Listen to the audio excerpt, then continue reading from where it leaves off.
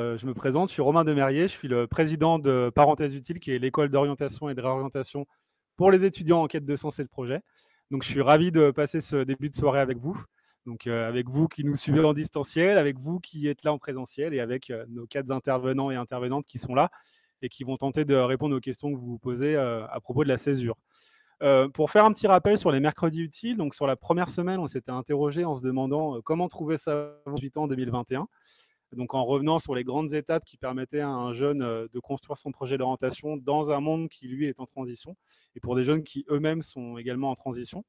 La semaine dernière, on s'était un petit peu mis à la place de parents, donc moi je ne le suis pas, mais certains le sont, en se demandant, mon fils ou ma fille ne sait pas quoi faire plus tard, est-ce que ce ne serait pas l'opportunité de faire une année de césure? Donc on était revenu sur le dispositif législatif et les possibilités de césure. Donc j'y reviendrai également en rappel pour les personnes qui n'avaient pas pu participer à cette conférence. Et donc aujourd'hui, on va un petit peu prolonger la discussion quelque part en essayant de se demander si justement cette période de césure dans le parcours d'un jeune peut être appréciée de la part de recruteurs en entreprise ou de la part de jurys de formation dans les écoles, les universités, etc. Donc pour ça, on a la chance d'accueillir ce soir 4 intervenants qui vont tenter de répondre aux questions que vous posez. Et donc, je vais leur laisser la parole pour qu'ils puissent nous dire qui ils sont. Bonsoir, donc moi je suis Isabelle Morakini. Je suis très heureuse d'être ici ce soir pour échanger sur ce sujet. Pour me présenter rapidement, j'ai commencé mon parcours professionnel par des études universitaires, tout d'abord en communication. Ma première idée, c'était de faire du journalisme. Et puis j'ai bifurqué en cours de route et je me suis orientée vers les ressources humaines. Et j'ai commencé mon parcours professionnel au sein de la grande distribution en étant responsable du recrutement et de la formation, donc ce qui m'a donné une certaine connaissance sur laquelle je m'appuie beaucoup encore aujourd'hui sur comment on recrute et qu'est-ce qui est important quand on candidate, parce que j'ai changé de côté de la barrière. Et au fil des années, en fait, je me suis orientée vers tout ce qui est accompagnement à la mobilité. J'ai quitté le recrutement dans sa version recruteur pour passer dans l'accompagnement des candidats. Donc, sous plusieurs aspects, sous l'aspect accompagnement à la construction de son projet professionnel auprès de salariés, et puis beaucoup ces dernières années sur l'accompagnement des étudiants. Alors, souvent dans des situations de réorientation, mais également au sein de l'IUT Lyon 2, sur l'accompagnement des étudiants sur la construction un parcours d'orientation, de réorientation, un parcours personnel et professionnel. Et c'est dans ce cadre-là que la césure, je trouve, est un sujet très intéressant.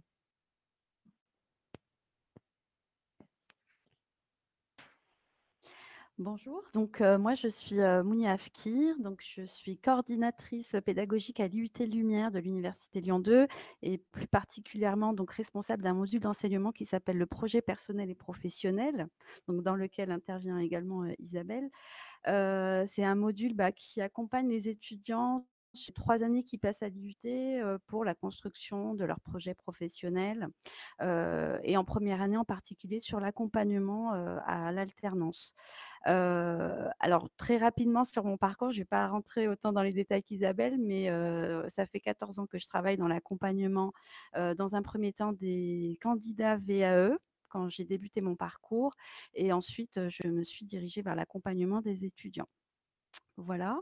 Alors moi, je suis particulièrement intéressée par la thématique, de cette table ronde puisqu'à l'IUT Lumière, on reçoit des candidats, au futur BUT notamment. Là, je vais parler de la réforme, heu, qui, ont eu des années de césure. Donc, voilà, c'est des candidats qu'on reçoit beaucoup et pour lesquels on a une attention toute particulière. Voilà.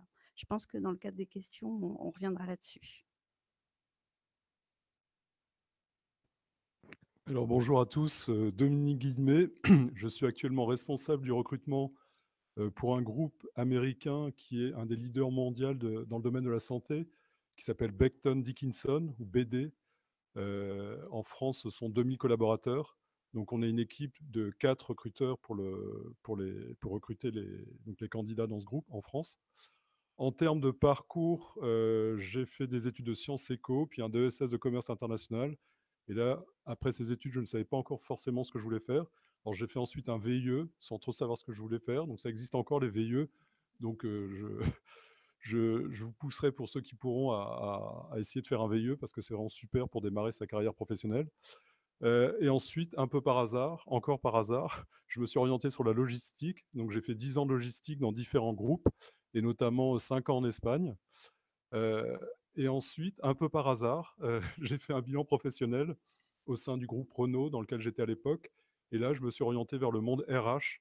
Donc, depuis 15 ans maintenant, je suis dans l'environnement RH. J'ai eu différentes fonctions, dont environ 6 ans dans le domaine du recrutement.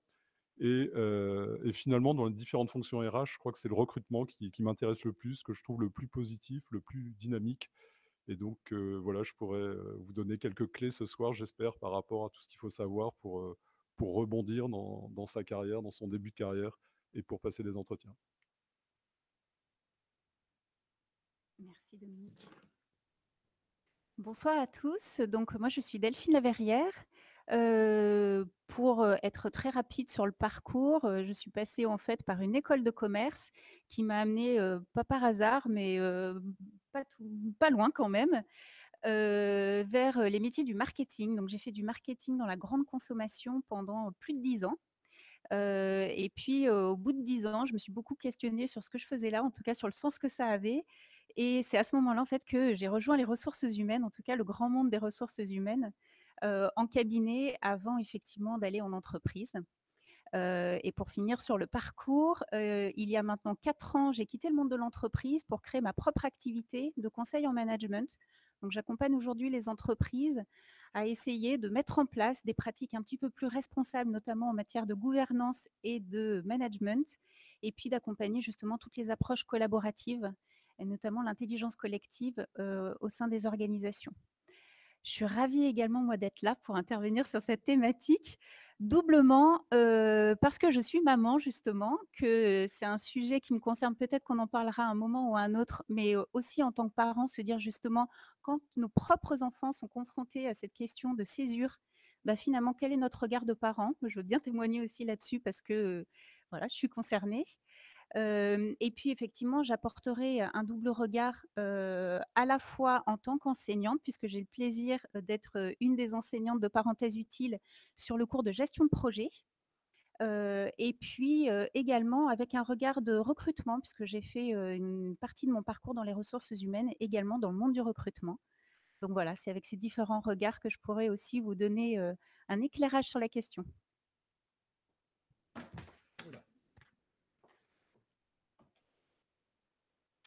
Eh bien, merci à tous les quatre. La première question que j'avais envie de vous poser s'adresse aux experts de la formation. Donc, vous êtes toutes les deux jurys de formation. Vous, en tant que jury de ces formations, sans parler de l'année de césure en tant que telle, mais de manière plus globale, qu'est-ce qui va faire la différence lors des entretiens de sélection selon vous?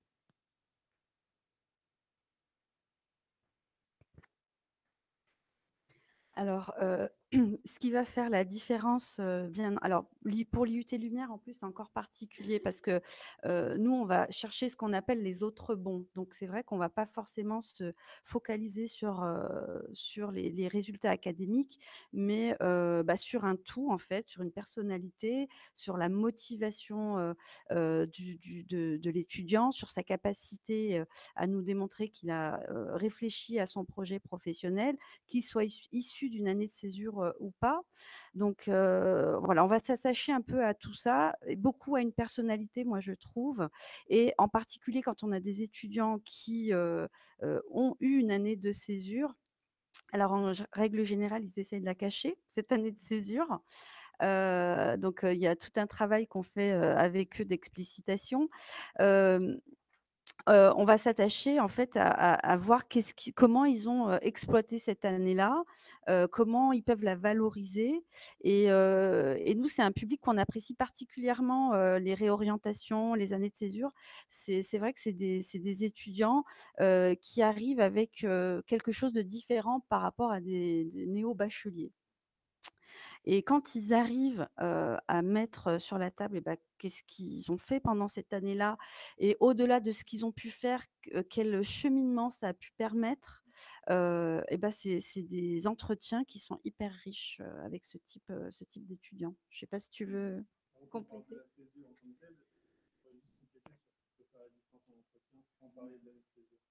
Promis, je parle pas de la césure. Alors, moi, je trouve que ce qui fait vraiment la différence quand un étudiant, enfin un jeune se présente, c'est, alors je formulerai peut-être différemment, mais je vais reprendre l'idée de Mounia. Derrière l'idée de cheminement, pour moi, il y a l'idée de projet, il y a l'idée de maturation d'un projet, il y a l'idée aussi de savoir pourquoi on est là. Hein. Alors, et dans ce sens, le fait de prendre du temps pour réfléchir à son projet, de prendre une année de césure ou de faire autre chose, ça permet effectivement, moi je trouve, de gagner en maturité et de ne pas être dans le stress de la décision à prendre très rapidement à l'issue de sa terminale, où on s'était dit aussi à l'issue de la terminale, il y a beaucoup de choses. Il y a le bac, et puis il y a se décider, il y a faire des choix, il y a passer les jurys. Et voilà, et ça, c'est pas toujours évident et ça laisse pas toujours le temps de se poser la question de pourquoi je suis là. Donc c'est vrai qu'en jury, des fois, on a des étudiants qui arrivent qui sont contents d'être là parce qu'ils ont été sélectionnés, mais quand on leur demande est-ce que cette formation, elle est vraiment en adéquation avec ce que vous voulez faire après, avec votre projet, bah là, ça devient un petit peu plus compliqué, voilà, de se projeter là-dessus. Donc en ce sens-là, prendre le temps, moi, je trouve que c'est vraiment essentiel de construire sa réflexion sur ce qu'on veut faire. C'est ça qui fait pour moi vraiment la différence.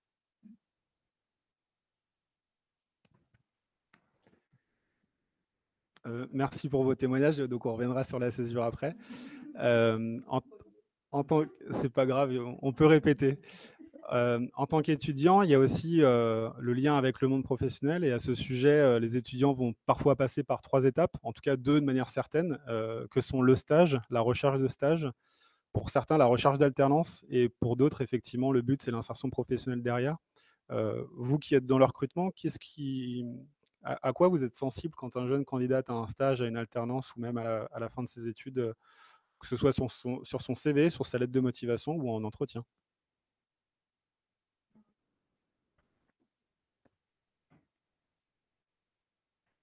Alors déjà, on peut dire que c'est jamais très évident pour un jeune de trouver un stage ou une alternance, donc il faut vraiment se préparer, hein, c'est un réel cheminement. Donc ça, faut le prendre en compte, il faut bien se préparer à l'avance. On le dit toujours, dans un environnement professionnel, il faut penser à son réseau. Donc le réseau, je pense qu'il faut le créer, commencer à le créer très tôt, sans forcément attendre de rechercher un stage ou une alternance. Alors, ce qui peut faire la différence déjà, c'est le CV, effectivement. Moi, je dis souvent aux candidats que le CV, c'est leur carte de visite. Et à travers le CV, on voit vraiment beaucoup de choses. Donc, aussi bien la mise en forme que la taille de la photo, où est-ce qu'elle est positionnée la photo en noir et blanc, photo en couleur, pas de photo. Ben voilà, il y a un CV, ça se décrypte vraiment de façon assez précise. Donc, il faut vraiment porter de l'attention à son CV. Le CV, ça reste encore assez classique. On pensait que ça aurait évolué il y a quelques années, qu'on serait parti sur des CV très design, mais finalement, ça reste encore assez classique. Bon, heu, donc voilà, donc l'importance du CV, le CV, carte de visite, ça, c'est la première chose pour passer déjà une première barrière. Et puis après, bah, l'entretien, le moment de l'entretien qui est aussi pas évident, parce que, alors soit il y a de plus en plus d'entretiens qui sont à distance, donc peut-être que ça peut faciliter dans un certain sens l'entretien, comme le rendre un peu difficile. Bon, je ne sais pas. Mais bon, l'entretien, c'est pareil. Moi, je dis toujours, il faut arriver comme prêt pour une épreuve sportive, c'est-à-dire vraiment prêt à se vendre. Il faut quelque part lisser ses défauts. Je prends aussi l'exemple de la voiture d'occasion. Quand on veut vendre une voiture d'occasion, on ne va pas mettre en avant le fait qu'elle ait des pneus, des mauvais pneus ou des mauvais essuie-glaces. On va essayer de faire en sorte que le vendeur achète la voiture d'occasion. Ben là, c'est la même chose quand on est en entretien. Il faut se vendre, se mettre en avant.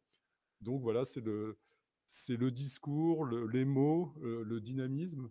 Et puis, bien sûr, tout ce qui est le projet, pourquoi on est là, pourquoi on cherche un stage, d'où on vient, et tout ce qui a pu faire en sorte enfin, voilà, qu'on n'est pas là par hasard, le mot que j'ai beaucoup utilisé tout à l'heure. On n'est pas là par hasard, mais on est là parce on a un projet. Donc surtout, ne refaites pas ce que nous avons fait nous. Je fais la synthèse. Pour compléter effectivement le propos de Dominique, je dirais que il y a déjà effectivement une question d'état d'esprit. Souvent, effectivement, quand on cherche un stage ou une alternance, on part du principe qu'on est à la recherche, on demande quelque chose. Et on a une position en fait assez difficile à tenir vis-à-vis des professionnels. Et ça, je pense que c'est déjà la première idée à déconstruire. Gardez en tête que les entreprises ont besoin de vous et que parce qu'elles ont besoin de vous, vous avez des atouts à faire valoir. Voilà. Et ça, je pense que c'est vraiment quelque chose aussi d'important à donner aussi comme conseil. Donc, ce qui veut dire, et je rejoins effectivement le propos de Dominique, il faut vous vendre. Alors, vous vendre quand vous êtes stagiaire, en tout cas quand vous cherchez un stage ou une alternance et que donc l'expérience professionnelle, elle n'est pas encore là, c'est pas évident. Donc, qu'est-ce que vous vendez en fait, ni plus ni moins vous? Moi, j'aime bien effectivement quand on parle de projet, j'aime bien quand on parle de motivation, et puis il y a surtout qui vous êtes en fait. Évidemment, quand on regarde des CV à la sortie de formation, tout le monde a la même formation. Et d'ailleurs, la concurrence n'est plus une concurrence nationale, pardon, aujourd'hui, c'est une concurrence internationale. Qu'est-ce qui va faire la différence? C'est ce que vous êtes. C'est ce que vous avez fait en dehors de parcours scolaires très stéréotypés. Donc, sortez effectivement vraiment qui vous êtes, ce que vous faites, la façon dont vous le faites, les expériences que vous avez eues, qu'elles soient associatives, qu'elles soient sportives, qu'elles soient dans le cadre des césures, que ce soit les voyages. C'est ça vraiment qui fait votre empreinte personnelle et c'est ça qui fait qu'à un moment donné, les recruteurs vont être attirés par vous en particulier. Parce que face à 10 personnes qui ont la même formation, évidemment, c'est la personnalité qui fait la différence. Encore plus quand il s'agit de stages et d'alternance.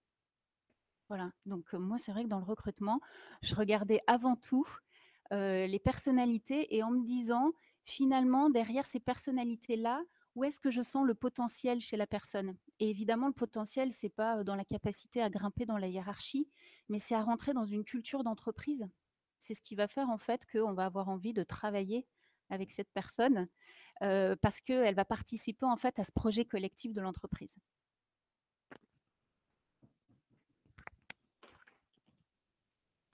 Merci bien. Du coup, on est quasiment en train d'entamer la conférence de la semaine prochaine qui s'intitule « Compétences et talents, ces jeunes qui ont plus de ressources qu'ils ne le pensent ». Et donc, on abordera ces questions de valorisation de parcours, d'expérience extra-professionnelle. Là, à demi-mot, on abordait la question du projet, des soft skills et de la personnalité, mais bon, c'est des choses qui sont dans l'air du temps. Donc, merci pour vos témoignages, en tout cas, sur ces entretiens, que ce soit dans la formation ou que ce soit dans le monde professionnel. Donc là, on va en venir à la césure. Et je crois que c'est important de remettre en contexte la césure. Et donc, pour remettre en contexte, j'ai envie de vous donner un chiffre qui est paru sur le site du ministère de l'Enseignement supérieur, qui est que 98% des bacheliers généraux se lancent directement dans des études supérieures après le bac. 98%. Là où, selon l'Institut des études d'Oslo, donc dans les pays scandinaves, près de la moitié des jeunes néo-bacheliers font le choix d'une année de césure, ce qu'ils appellent la gap year, donc la parenthèse utile, l'année de césure après le lycée. Et la question qu'on peut se poser, c'est qu'est-ce qui explique ces différences entre la France, les pays scandinaves, voire les pays anglophones qui s'y mettent, voire l'Allemagne également. La première, et je pense que ce n'est pas une surprise, c'est cette fameuse culture du diplôme qu'on peut avoir en France. Là où, dans ces pays scandinaves ou anglophones, on valorise davantage les notions d'expérience. Le deuxième facteur explicatif, à mon sens, c'est que l'année de césure en France peut faire peur à certaines personnes parce qu'elle est aussi perçue comme une année sabbatique. Et année de césure et année sabbatique, c'est une connotation qui est différente. Donc année sabbatique, trou dans le CV, etc. Cette peur aussi, je crois, et on y reviendra sur une question qu'on posera à Mounia et Isabelle, sur cette peur que peuvent avoir certains jeunes de ne pas être prioritaires sur Parcoursup. C'est-à-dire de sortir du lycée et de se dire je vais faire une année de césure et quand je vais rentrer, en fait, je vais pas être prioritaire par rapport à un bachelier qui, lui, sera prioritaire. Et on y reviendra, ce n'est pas totalement vrai. Et le troisième facteur explicatif, c'est que ces années de césure dans les pays scandinaves sont davantage vues comme des tremplins. Là où en France, par certaines personnes, mais ça commence à évoluer, ça peut être vu carrément comme une sortie du système scolaire, avec une phrase qu'on entend souvent, c'est difficile de reprendre les études après.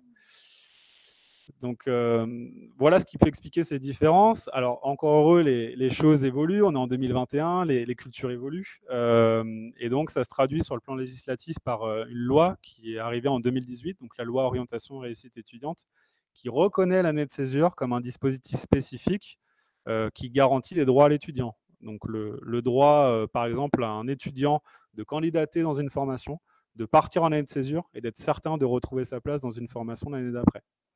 Le droit également à la bourse, de se dire je fais une année de césure, bon, j'ai des principes de réalité financiers, j'aimerais quand même percevoir la bourse. Ça, c'est également possible grâce à cette loi. Donc voilà. Alors la question qu'on peut se poser, là je viens de présenter le dispositif législatif césure, mais qu'est-ce qu'on peut faire dans ces années de césure? On peut faire plein de choses. On peut déjà, si on a envie de gagner en expérience, faire des stages, faire 6 mois ou 1 an, puisque je ne l'ai pas dit, mais une césure, ce n'est pas forcément 1 an, ça peut être 6 mois. Donc réaliser des stages pour gagner en expérience. Ça peut être aussi des emplois. Là, ça s'adresse à la fois à des jeunes qui ont envie de gagner en expérience, mais ça peut être aussi à un jeune qui a des difficultés financières, des principes de réalité, et qui va travailler pendant 6 mois à 1 an avant de reprendre sa formation. Une très belle césure, c'est le voyage à l'étranger, qui peut prendre tout un tas de formes, qui peut prendre la forme d'un volontariat international, qui peut prendre la forme de fille ou fils au père, qui peut prendre la forme d'un voyage pour apprendre une langue, tout un tas de choses, qui sont des expériences très chouettes, et je peux en témoigner puisque je l'ai fait, et ça m'a aidé dans mon orientation. Mais c'est vrai que ça demande une maturité et le fait d'être quand même prêt à cette expérience. Également le woofing, tout à fait, ouais. Également le woofing. Donc tout un tas d'expériences qu'on peut vivre à l'étranger. Une très belle expérience également, c'est le service civique qui se démocratise de plus en plus, donc qui sont des missions d'intérêt général dans des structures associatives pour la majorité, en général de 6 à 8 mois, où le jeune va percevoir une gratification de 580 €. Ce sont des très belles expériences, on en parlera la semaine prochaine, pour se sentir utile déjà, pour développer des compétences, notamment soft skills, et puis pour prendre confiance en soi, pour développer son réseau aussi. Et voilà, tout un tas de choses qui sont super intéressantes. Et le 5e type de césure dont on peut parler, c'est la césure de formation. Alors ça s'adresse à 2 types de publics. Le jeune qui, par exemple, est en 3e année d'histoire de l'art, qui a pour projet de devenir commissaire-priseur, qui va candidater en master d'histoire de l'art, et qui, pour compléter sa formation, va faire une année de césure dans une licence de droit, par exemple, pour avoir la double compétence juridique et artistique. Eh bien, pour lui permettre de faire cette formation en 3e année, le dispositif césure va lui permettre de conserver sa place, comme je l'ai dit tout à l'heure. Donc ça peut être effectivement pour faire une formation complémentaire dans le cadre de la césure.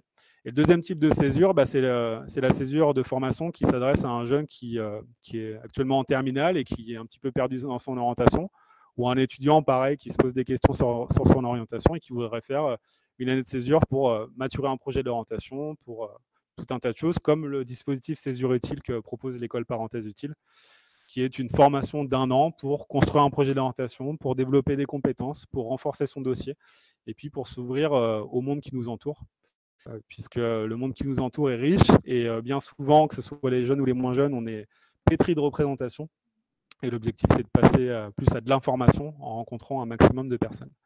Donc voilà au niveau du dispositif césure et de toutes les césures qui sont possibles. Maintenant, est-ce que vous, en tant que jury de formation, justement, et Mounia a déjà introduit le propos, est-ce que vous êtes sensible à ces expériences? Et si oui, pourquoi?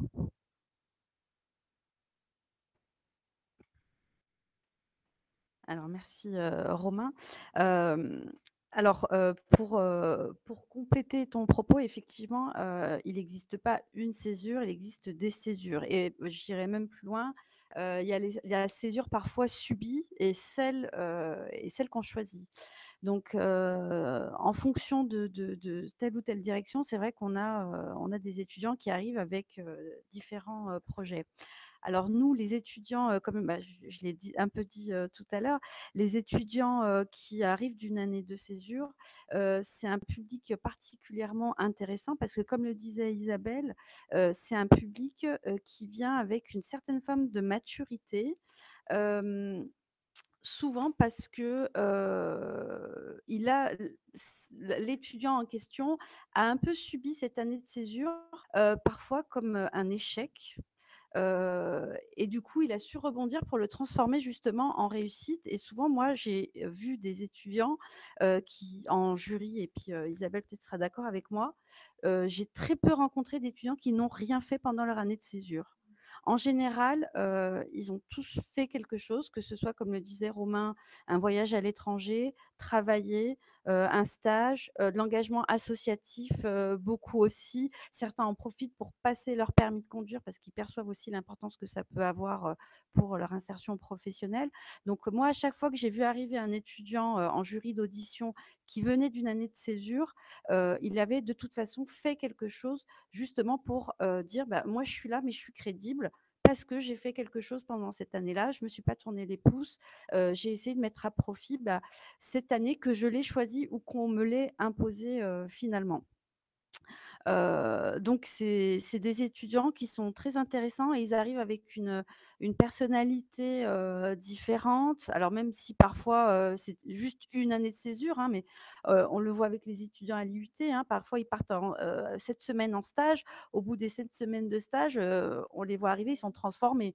Donc au bout d'une année, c'est vrai qu'on voit des étudiants arriver, pourtant ils ont, 1 an de différence avec les néo-bacheliers, voilà, qui ont une forme de maturité, qui sont plus calmes, plus posés, qui arrivent, à exposer de manière plus argumentée leurs projets professionnels. Et bah, nous, c'est vraiment un public qu'on essaye d'attirer au maximum parce qu'on sait qu'une fois dans la formation, c'est des vraies personnes ressources, notamment en cours de PPP.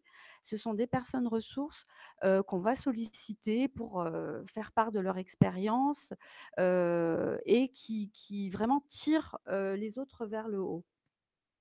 Donc voilà, c'est un voilà, c'est j'insiste là-dessus, c'est un public particulièrement recherché, notamment, à l'IUT Lumière. Donc voilà, je sais pas, Isabelle, si tu veux compléter Juste une mon chose qui me propos? vient à l'esprit. C'est aussi, c'est un peu bête à dire, mais c'est aussi des jeunes qui ont vécu des choses, qui se sont confrontés à la réalité.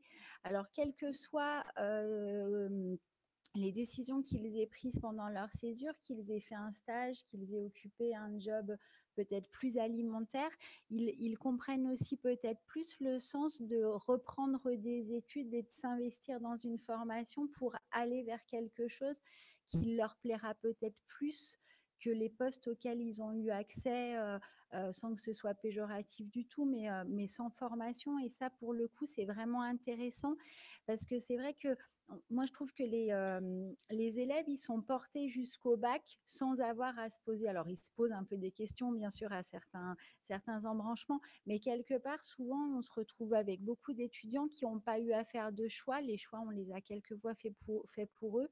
Et là, du coup, bah, le fait de se dire je m'arrête, ou alors effectivement que ça soit subi, que ça soit une réorientation, ça oblige à se poser des questions, ça oblige à se prendre aussi en main par rapport à quelque chose sur lequel on est très très drivé jusqu'au bac. Et ça, typiquement en termes de candidature, effectivement, comme disait Mounia, de maturité, ça fait vraiment, je trouve, la différence sur les étudiants.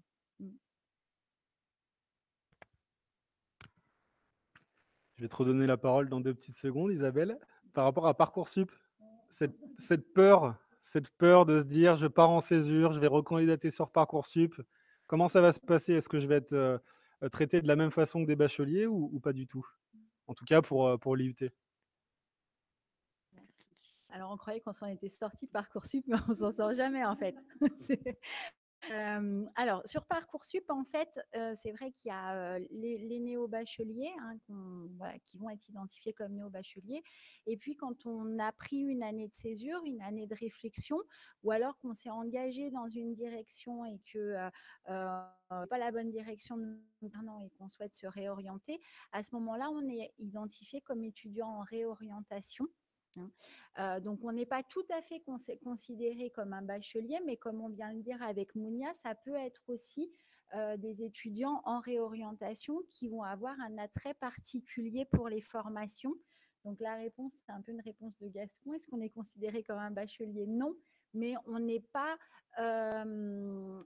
discriminé parce qu'on a pris une année pour réfléchir, hein. Et comme on le disait, justement, dans certaines formations, ça a vraiment beaucoup de valeur, hein, d'être identifié comme quelqu'un qui est en réorientation, quelqu'un qui a pris le temps de réfléchir.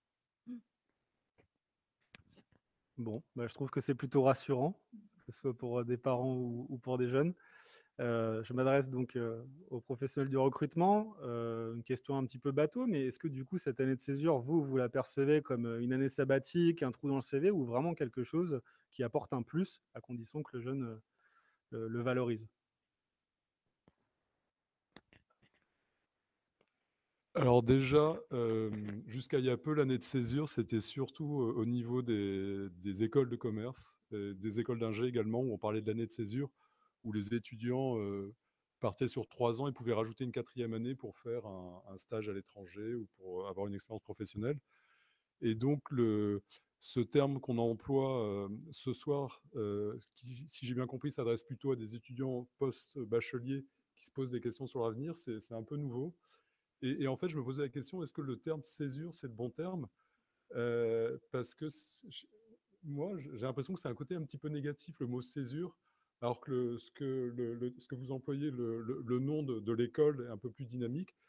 Et je me disais, finalement, ce serait pas plutôt mieux d'utiliser le terme une année tremplin, parce que finalement, c'est ça. Tu as employé ce terme d'ailleurs tout à l'heure de tremplin. Et pour moi, parce que césure, comme une cassure, alors que c'est pas forcément une cassure, c'est voilà, c'est au contraire, on va rebondir, ça va être une année tremplin. Donc voilà, donc là, j'ai pas répondu complètement à la question, mais voilà. Pardon. Et donc l'année de césure. Ah oui, l'autre question aussi que je voulais, avant de répondre, je me disais, mais comment les étudiants, qu'est-ce qu'ils inscrivent sur leur CV? Parce qu'un étudiant qui est en école de commerce ou en école d'ingé, il met année de césure, c'est clair. Mais l'étudiant qui est post-bachelier, qu'est-ce qu'il indique sur son CV? C'était une question que je me posais. Est-ce que justement, il met année de réorientation, année tremplin? Donc, je pense que ça peut être intéressant d'essayer de voir qu'est-ce qu'il faut indiquer pour que ça soit vu comme quelque chose de positif. Et sinon, bah, ouais, par rapport à l'étudiant qui a fait son année de césure, bah, je pense que tu as un peu répondu à la question. Il faut que ça soit positif, il faut que ça. Et si l'année de césure s'est bien passée et a permis à l'étudiant de, je ne sais pas si on peut dire de se reconstruire, mais d'avoir les idées plus précises par rapport à son avenir, et ben, au-delà de ce qui apparaît peut-être sur un CV, je pense que ça se ressentira forcément dans les propos. C'est-à-dire, ça sera plus clair, il ne sera pas là comme tu disais, un peu attentiste en se demandant qu'est-ce qu'il faut qu'il dise au recruteur qui est en face de lui, il sera plutôt en mode je me vends, je suis là parce que j'ai réfléchi à ça et j'ai envie de ça. Oui, tout à fait. C'est vraiment la question de la proactivité, en fait. Moi, je rebondis. En fait, je crois qu'en tant qu'entreprise, on a un regard finalement très similaire au vôtre. Ce qu'on constate finalement, c'est que ces jeunes bacheliers ou ceux qui sont justement étudiants en réorientation, quelque part, voilà, ils étaient sur des rails qui sont quand même sacrément droites, il faut quand même bien le reconnaître dans notre système éducatif français, et qui fait qu'on a assez peu de moments justement pour se poser réellement des questions. Et déjà, les toutes premières questions sur qui je suis, qu'est-ce que j'ai envie de faire, qu'est-ce que j'aime, où est-ce que je peux être utile. Et ça me semble être des questions essentielles auxquelles malheureusement on ne prépare pas les jeunes. Parce qu'on est encore en fait sur des représentations du système éducatif, puis ensuite du monde de l'entreprise qui est, voilà, telle formation va mener à tel métier derrière. Et ça, on voit bien en fait que voilà, on est arrivé à la limite du système, qu'on ne cesse d'ailleurs de dire que la grande partie des métiers de 2030, 2040, 2050 n'existe pas encore aujourd'hui. Donc, est-ce qu'on prépare réellement nos enfants, ces jeunes-là, au monde de demain? C'est pas certain. Donc, effectivement, prendre le temps de se poser des questions sur qui on est, ce qu'on veut faire, de quelle façon on veut le faire, c'est important. Et ça n'est possible que lorsqu'on se donne du temps justement pour aller l'éprouver au regard d'expériences diverses et variées. Il n'y a pas un modèle, tu en as cité plein, et il y en a plein d'autres encore potentiellement. Donc le regard d'une entreprise, quand il est effectivement d'aller chercher des jeunes, des futurs salariés qui vont être justement un petit peu différents, qui vont apporter une touche particulière, qui vont apporter leur personnalité, bah, évidemment, la différence, elle va se faire là-dessus. Donc, si c'est bien présenté, et je reviens effectivement à ton propos, Dominique, bien présenté, bien mis en valeur, bien préparé, ça fait toute la différence. Voilà. Et j'en profite quand même pour donner mon témoignage de maman, parce que je pense que c'est quand même le moment, euh, de se dire, finalement, en tant que parent, comment est-ce qu'on voit ce truc-là là, de la césure ou du tremplin. Eh bien, je pense que c'est une bonne idée, justement, Dominique, de dire que oui, c'est un tremplin, effectivement. C'est pas une césure, c'est pas une année sabbatique. En tout cas, pour répondre à ta question, Romain, euh, on n'est pas là, effectivement, pour faire un break qui dit on sort d'un système scolaire, on fait autre chose et puis ensuite on verra bien où est-ce que ça se passera.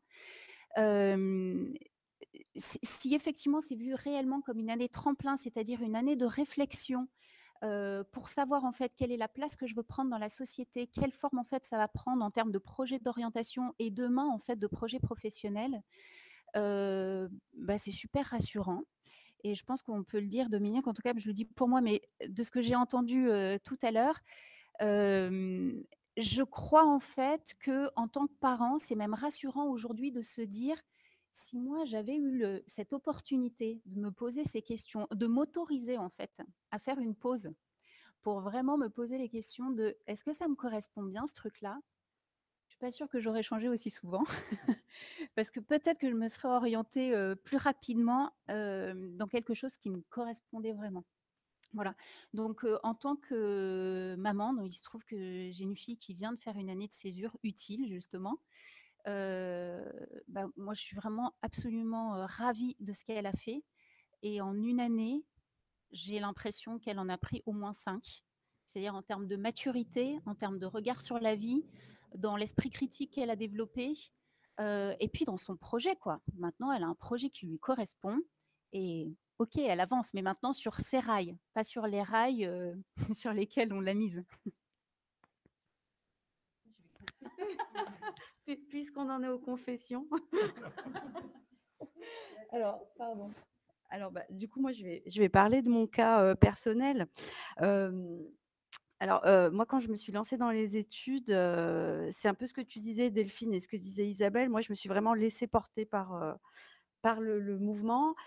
J'étais pas du tout mauvaise à l'école, j'adorais étudier, donc je me suis dit: «Bon, bah, tant qu'à faire, vas-y, continue», et après le bac, je me suis lancée dans des écoles en commerce, des études, pardon, en commerce international, et sans forcément savoir vers quoi je voulais me diriger, et c'est à l'issue de ma 4e année d'université où je me suis dit: «Mais bon sang, mais qu'est-ce que tu fais? Tu vas vers des études de commerce international alors que tu ne veux pas faire ça». Alors je ne savais pas ce que je voulais faire, mais je savais ce que je vais pas faire, en tout cas continuer à faire. Donc moi j'ai fait une année, je ne vais pas dire une année de césure du coup parce que, voilà, moi du coup je me suis dit: «Je vais faire une pause d'1 an, une pause tremplin on va dire». Et je vais essayer de réfléchir vraiment à ce que j'ai envie de faire. Donc pendant cette année-là, j'ai fait plein de choses. Je me suis notamment investie beaucoup dans l'associatif, l'accompagnement des publics, migrants, des élèves en difficulté scolaire, des choses comme ça. Et finalement, bah, c'est là où j'ai trouvé ma voie. Et ensuite, je suis allée donc postuler, à un DESS, en ingénierie de la formation, et là, je suis arrivée avec, des vrais arguments, un vrai projet, et j'ai pu du coup m'inspirer, de ce que j'avais fait pendant cette année-là, et ça a été, je pense, très apprécié, par le jury qui m'a reçue. Mais je me dis: «J'aurais apprécié faire cette pause finalement, à l'issue de mon bac». J'aurais aimé faire cette pause, et comme tu disais, Delphine, je pense que, je me serais dirigée vers, alors j'adore ce que je fais actuellement, mais je pense que je me serais dirigée vers, complètement autre chose, parce que j'ai encore des choses enfouies que j'aurais aimé faire, et je pense qu'à l'issue du bac, effectivement, ça aurait été une bonne chose. Donc je retiens cette idée, Romain, dans quelques années, je t'enverrai sûrement mon fils et ma fille. Moi, je les encouragerais, mes enfants, à l'issue du bac, à faire une pause s'ils ne savent pas ce qu'ils veulent faire, vraiment. Désolée, Romain, on ne te repassera plus le micro. Ça ne t'appartient plus cette soirée. Oui, ce que je veux dire, en fait, c'est que je crois qu'il faut autoriser aujourd'hui nos enfants, enfin, en tout cas, pour les jeunes qui nous écoutent, autorisez-vous réellement à prendre ces temps-là. Ces temps, ils sont super importants. On va vous dire, de temps en temps, certains vous le diront, mais c'est peut-être pour, voir un petit peu ce que vous avez dans les tripes et juste aller vous challenger. On va vous dire: «Mais, attends, tu vas perdre une année, quoi. Tu te rends pas compte dans ton parcours, mince quoi, alors il y a ceux qui ont une année d'avance et qui vont dire: «Oh, c'est pas grave en fait», ça les rassure. Mais ils ont pas tous une année d'avance. Et vraiment, je pense que le message là, c'est autorisez-vous à prendre cette année et parents, autorisez vos enfants à prendre cette année. Franchement, moi je pense que j'en aurais gagné 10 si j'avais eu cette année-là plus tôt. Alors après, on regrette pas nos parcours, hein, parce qu'évidemment, comme on vous le disait tout à l'heure, toutes ces expériences sont incroyablement apprenantes. Voilà, on est, ce qu'on est aujourd'hui grâce à ces expériences qui sont pas toutes réussies, en tout cas, certaines dans lesquelles on se retrouvait pas, mais qui font ce qu'on est quand on prend le temps justement de se poser la question de: «Qu'est-ce que ça m'a apporté? Qu'est-ce que j'ai appris? Qu'est-ce que j'en ai fait?»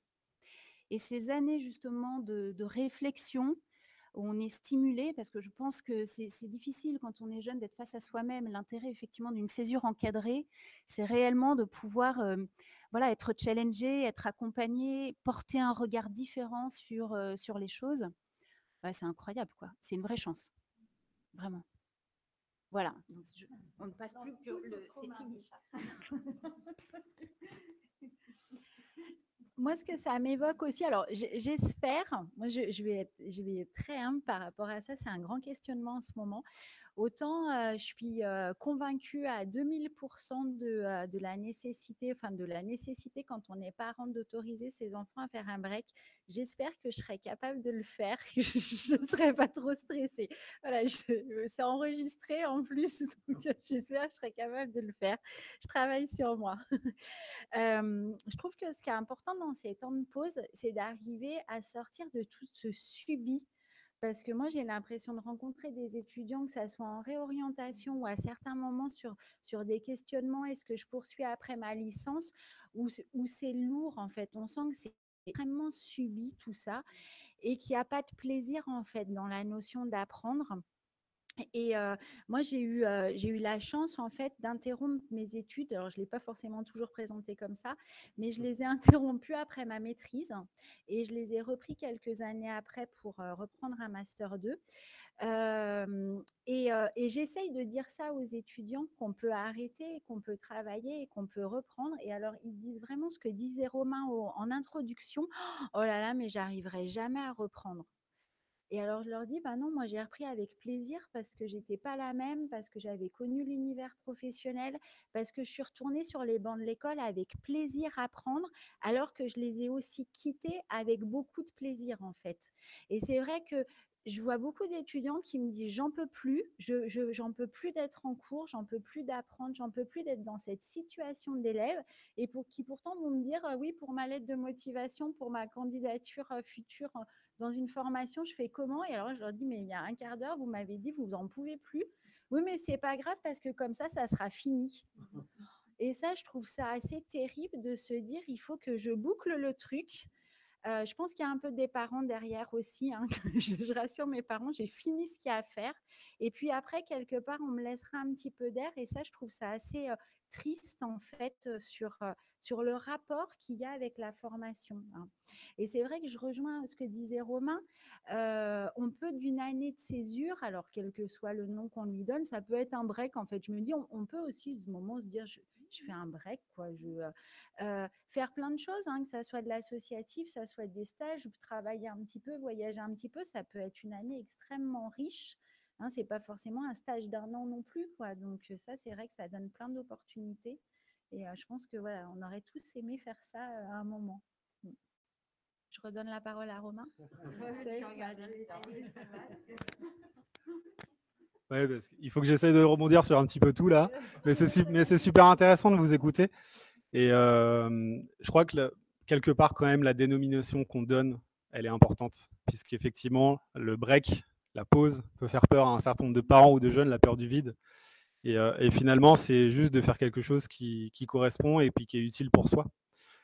Ça, c'est important. Après, sur cette pression, en fait, de se lancer dans les études et de terminer vite, déjà, une phrase un petit peu de vieux, les études supérieures, c'est quand même une partie qui est très chouette dans sa vie, donc d'en profiter. La deuxième, c'est qu'on peut en revenir aux pays scandinaves. L'âge moyen dans les pays scandinaves, dans les universités, c'est 27 ans. Avec un système qui est différent, soit, mais quand même. Donc, on peut un petit peu souffler par rapport à cette pression de se lancer dans les études, d'obtenir son diplôme rapidement et de s'insérer professionnellement, même si pour beaucoup de parents et beaucoup de jeunes, le contexte est quand même inquiétant et anxiogène, ça on peut tout à fait l'entendre. Donc, tu l'as dit, Delphine, les métiers évoluent, il y en a certains qu'on ne connaît pas encore. Et du coup, depuis 4-5 ans, on revient sans cesse cette notion de compétences et de soft skills. Vous, dans le cadre de l'entreprise, c'est quoi les soft skills et les compétences qui vous intéressent et en quoi une année de césure peut permettre de développer ces soft skills qui pourront être valorisés par la suite? Donc, on parle de compétences là.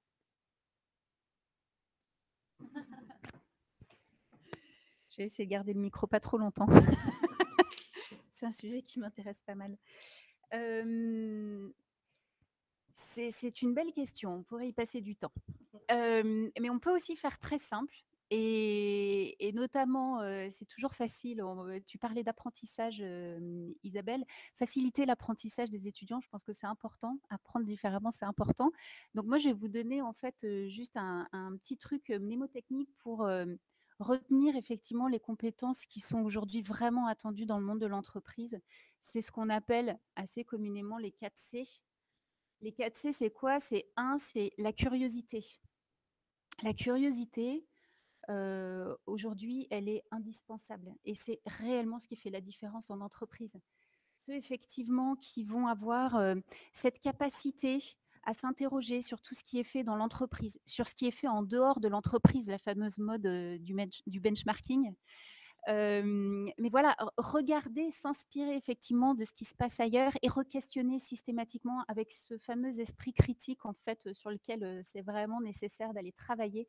On sent bien qu'il y a beaucoup à faire. Donc voilà, ce premier C, curiosité et esprit critique que je vais mettre ensemble.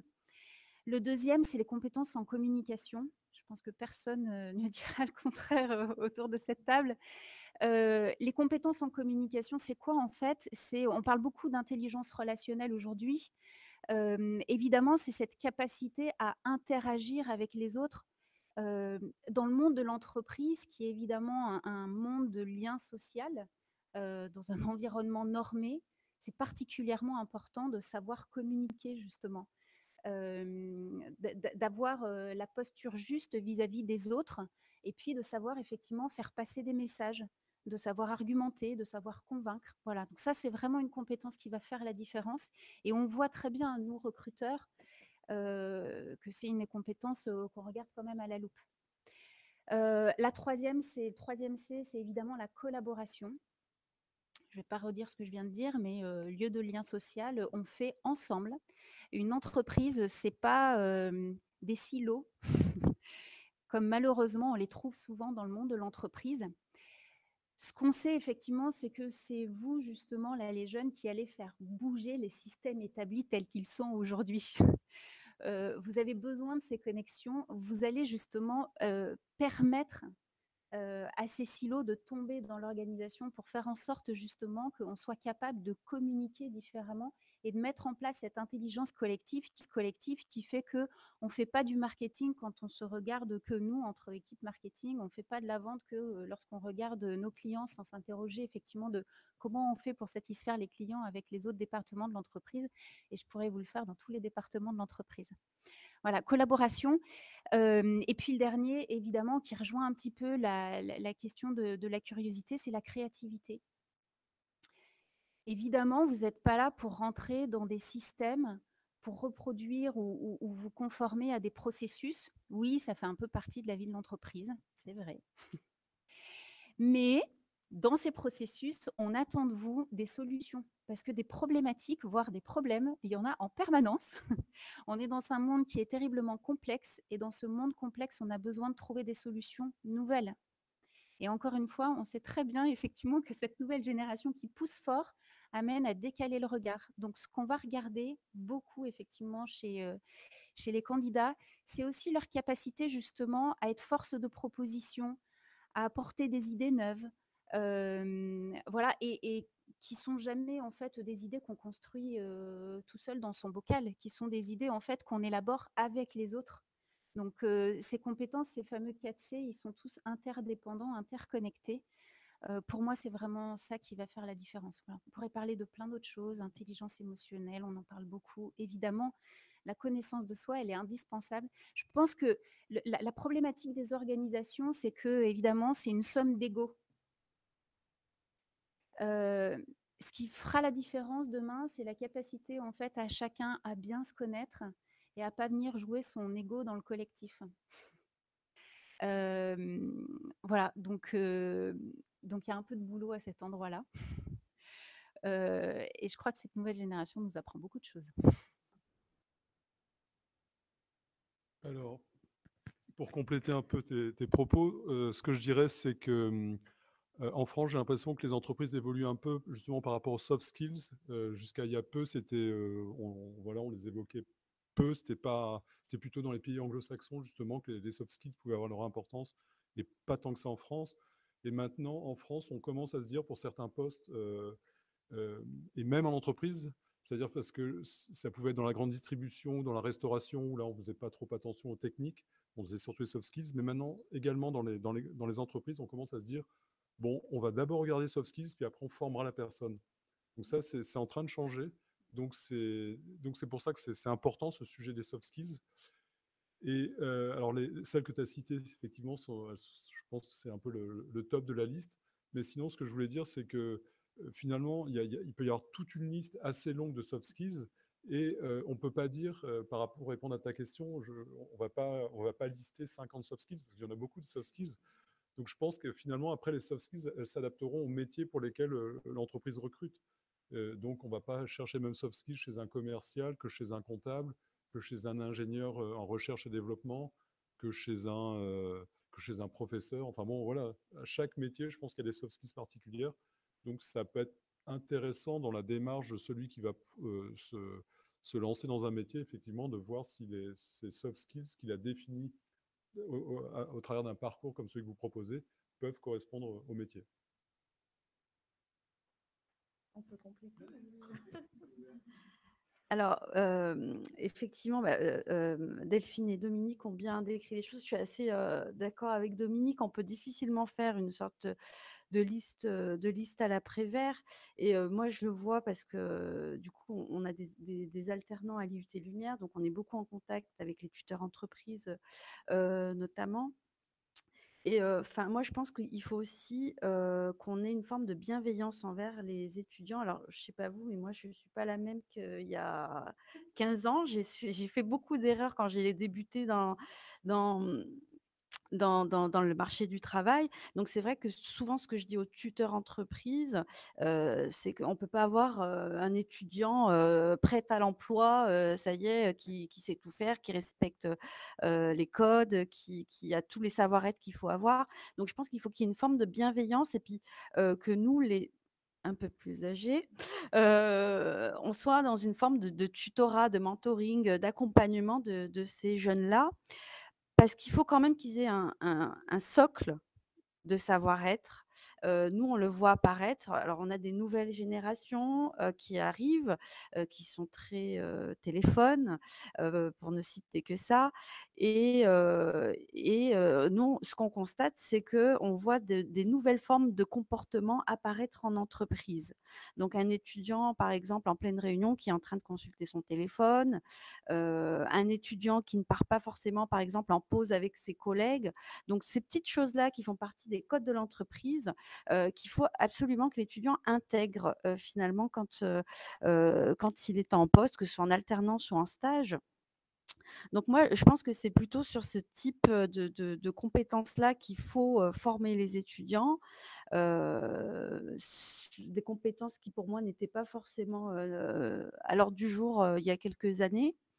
Mais effectivement, nous aussi, à l'IUT, on a effectivement, quand les étudiants sont en alternance, une dizaine de critères sur lesquels on évalue les étudiants. Mais je trouve qu'au-delà de ça, voilà, on a vu apparaître de nouveaux phénomènes, ce que je vous ai cité, l'histoire du téléphone, la pause déjeuner, ou l'étudiant qui regarde l'heure, ah bah il est 17h, il faut que je parte même si j'ai pas fini mon travail.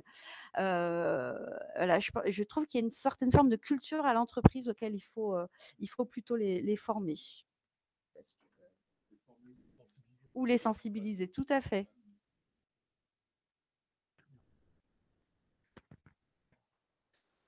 Merci à tous les quatre. Pour faire le trait d'union avec la conférence de la semaine prochaine, j'avais envie de peut-être vous donner une anecdote que toutes les deux, vous avez, je pense, vécu dans votre parcours d'accompagnement au projet d'orientation, sur le fait que quand on travaille les outils de candidature ou la simulation d'entretien avec des jeunes, et quand on leur dit mets tes expériences, valorise tes expériences, en fait, non, j'ai 18 ans, j'ai 19 ans, j'ai 20 ans, j'ai pas d'expérience. Donc sur le tout expérience professionnelle en négligeant d'autres expériences de parcours qu'ils peuvent avoir. Voilà, toujours est-il qu'il y a les expériences pro, extra-pro et académiques. La question que j'avais envie de vous poser à tous les quatre, puisque c'est ouvert, quel conseil vous pourriez donner à un jeune justement pour valoriser qui il est et valoriser son parcours en fait?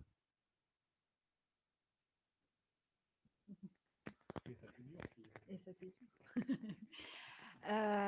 Alors, c'est vrai que moi, j'aime beaucoup travailler sur cette notion de parcours parce que je trouve qu'effectivement, surtout avec les étudiants, mais j'ai envie de dire, il y a beaucoup de salariés qui ont aussi ce regard-là, de dire j'ai rien fait, je sais rien faire.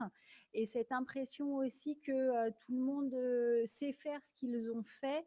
Voilà, et qu'on a un peu tous les mêmes parcours alors qu'en fait c'est extrêmement différent. Et chez les jeunes, c'est vrai qu'il faut apprendre, hein, mais comme on peut apprendre en entreprise, effectivement, certaines choses qu'on croit innées et qui ne le sont en fait pas du tout. On va aussi apprendre aux étudiants à décortiquer leur parcours et à voir tous les épisodes qu'ils ont pu vivre, que ça soit des projets. Alors moi, souvent, ils haussent les yeux quand je parle de ça. Ça n'existait pas à mon époque, à la vôtre non plus, je pense. C'est les TPE en terminale. Alors, ils me disent, on n'a rien fait. Je leur dis, si, parce que vous avez certainement fait des projets. Déjà, vous avez fait un stage en troisième. Alors là, c'est n'importe quoi. Voilà. Donc là, je me lance et je leur dis, peut-être des TPE en terminale. Voilà, c'est l'histoire de valoriser tout ce qu'on a fait et puis peut-être de changer aussi son regard sur son parcours. Parce que quand les jeunes, et puis on peut tous se mettre dans le même bateau, hein, quand on regarde notre parcours, et tout ce qu'on a fait, c'était pas grand-chose, c'est pas important, voilà, ça n'a pas de valeur. Alors qu'en fait, ça, clairement, c'est faux, d'accord? Tout a de la valeur. À partir peut-être du moment où ça en a plus, à partir du moment où on s'y est investi.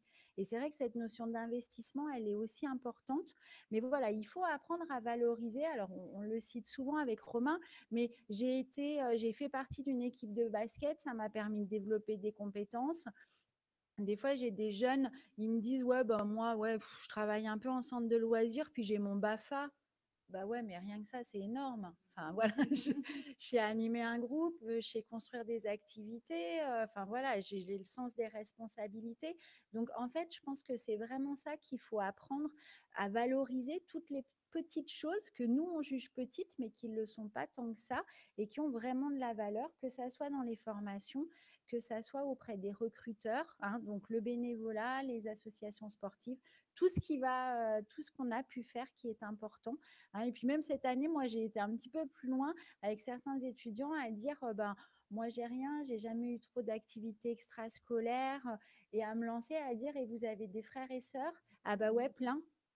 Ah ouais, voilà, les frères et sœurs, vous vous en occupez, vous êtes placés comment dans la fratrie. Enfin voilà, ça développe plein de compétences. Et moi, j'ai jamais vu un jeune, jamais rencontré quelqu'un qui n'avait pas des tonnes de choses à valoriser en fait. Il faut juste apprendre à changer son regard, je trouve.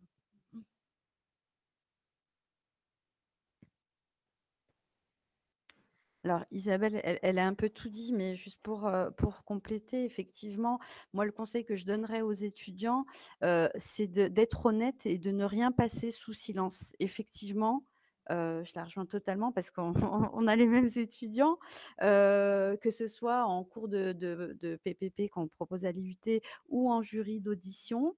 C'est en grattant un peu qu'on se rend compte que finalement, ils ont fait des choses. Ils ont entraîné, des plus jeunes au foot, ils ont été délégués de classe, ils se sont investis, avec la mairie de leur ville, pour, organiser un festival, des choses comme ça. Donc plein de choses qui passent sous silence en se disant: «Ben non, mais ça va pas les intéresser», voilà. Alors qu'ils se sont investis, ça les a intéressés.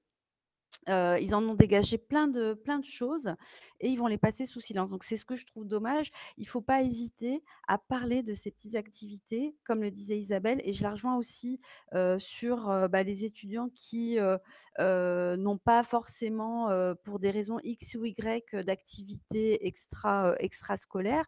Effectivement, la place, dans la famille, par exemple. Moi, je suis l'aînée de la famille, je sais ce que je sais. On est un peu gestionnaire dans l'âme. Donc, gestionnaire administratif et financière. Donc, il faut effectivement, nous de notre côté, arriver à trouver les mots pour faire expliciter, les étudiants qu'on aura en face de nous et puis les étudiants oser parler de toutes les activités. J'ai le souvenir d'une étudiante, qui, elle avait, pendant un été agent d'entretien dans les immeubles et voilà, moi j'ai aucun a priori sur aucun métier, mais elle, pour le coup, elle avait une image négative de ce métier-là et elle en avait pas parlé. Donc c'est en discutant avec elle: «Mais qu'est-ce que vous avez fait pendant 3 mois?» et cetera, qu'elle a osé, le dire et qu'on a pu, vraiment engager une vraie conversation. Et le dernier conseil que je donnerais, c'est que à chaque fois que vous allez parler d'une compétence, d'une qualité que vous avez, essayez de réfléchir à chaque fois à un élément de preuve. J'annonce que, je suis comme ça ou comme ça, qu'est-ce que j'ai comme élément dans ma vie personnelle, dans ma vie professionnelle, dans ma vie, extra, professionnelle qui peut prouver, ce que je dis? Voilà.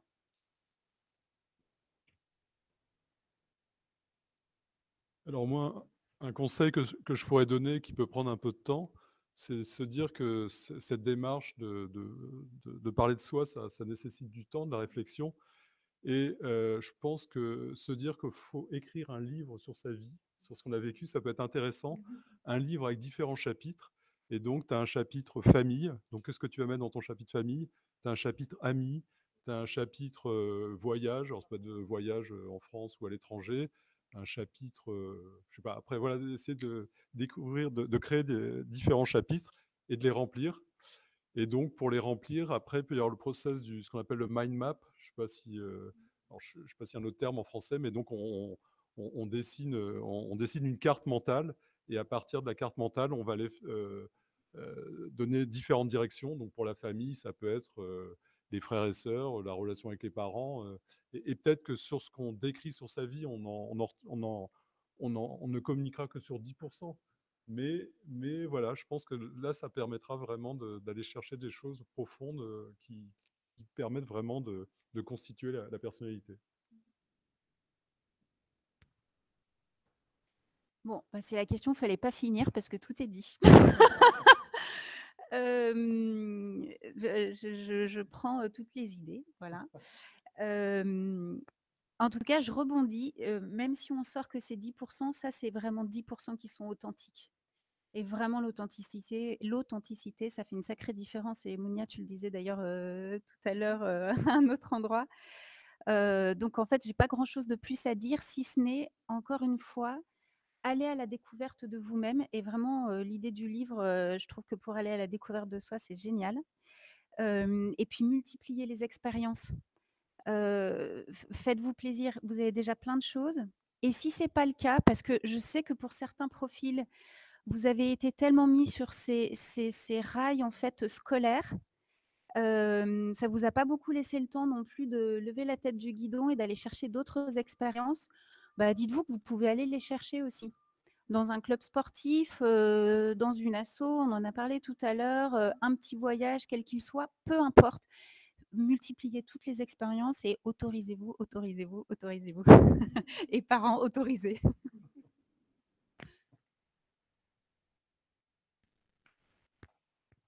Avant de passer à la session de questions, je vais quand même rebondir sur certains points.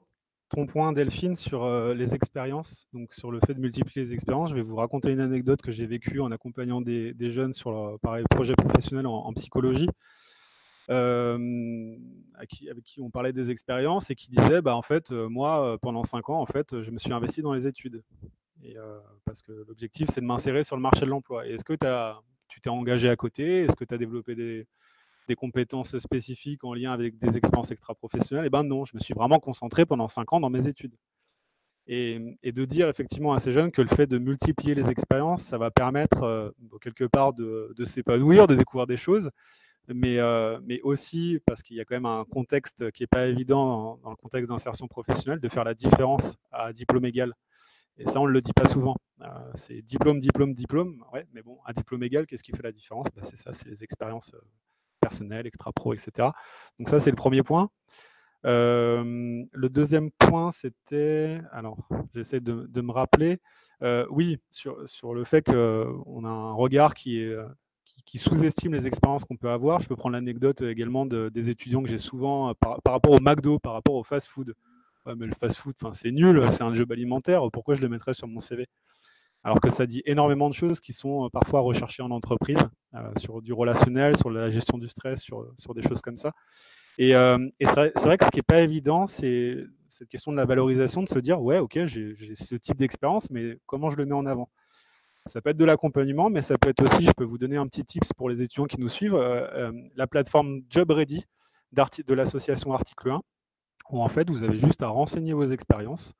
Ensuite, vous allez discuter avec un chatbot et comme par magie, ça va vous sortir les compétences qui sont associées à ces expériences. Donc, comme le dit Mounia, il ne s'agit pas de faire une liste à l'après-vert qu'on entend souvent en entretien, je suis dynamique, je suis rigoureux, je suis déterminé, mais non, d'avoir des vraies compétences associées à ces expériences et d'expliquer pourquoi.